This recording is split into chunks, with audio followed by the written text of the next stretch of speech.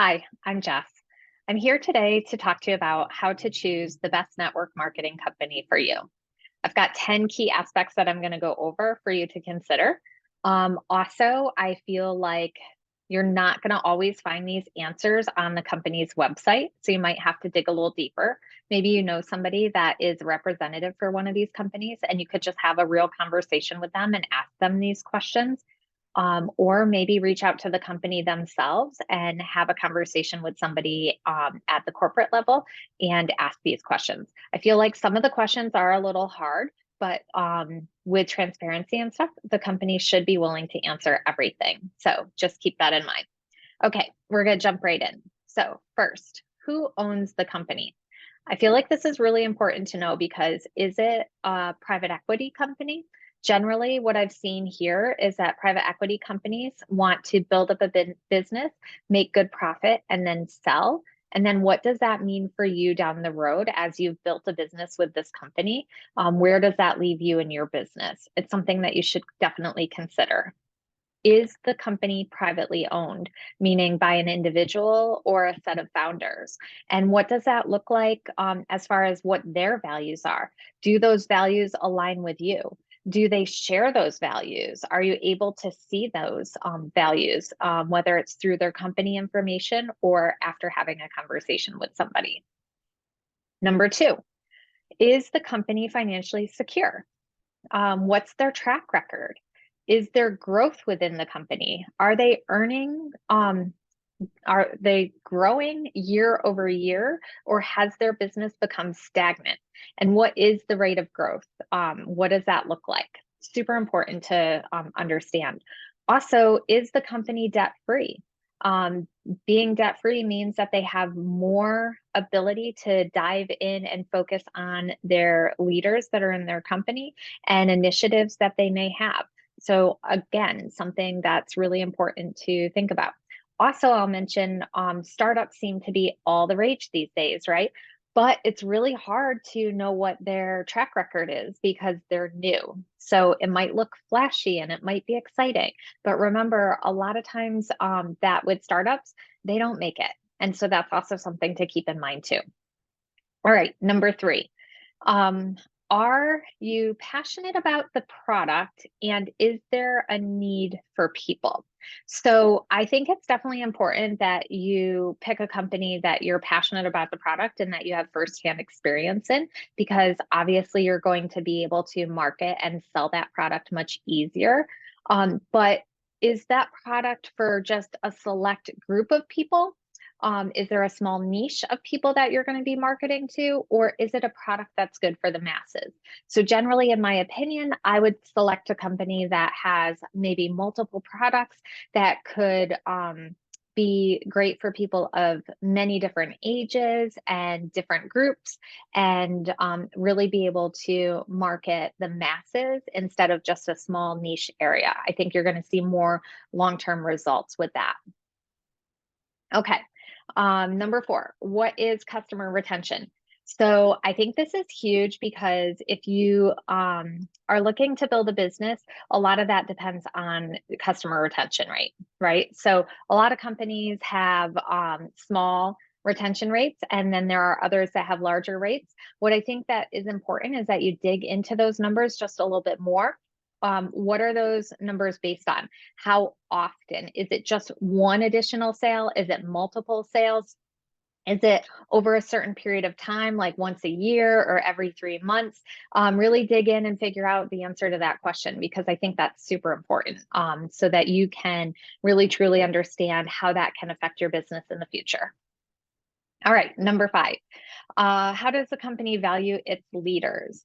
So by leaders, I mean those of you that are looking to join those companies, right? So do the leaders feel financially and strategically supported?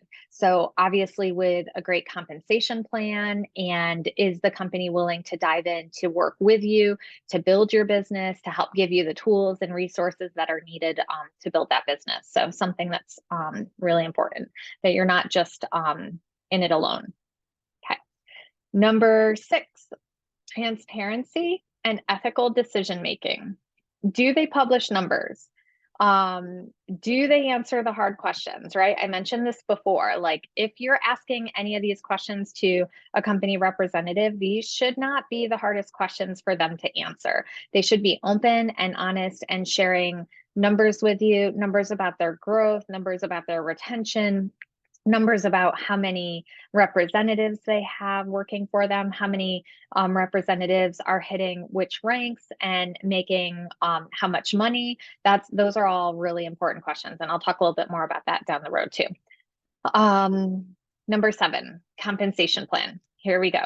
With proven success over time. All right. So this is where, if you're thinking about a startup, there's not really anything to gauge here because it's a new company. It might look flashy. They might have some big numbers out of the gate, but remember, this is a short-term results that they're able to show and not actual proven results over time. So can people actually build a business over the long term and build a residual income? I think that's what sets direct sales and network marketing apart, in my honest opinion. Direct sales, you're selling a product and you always have to sell that product over and over and over again to make the money.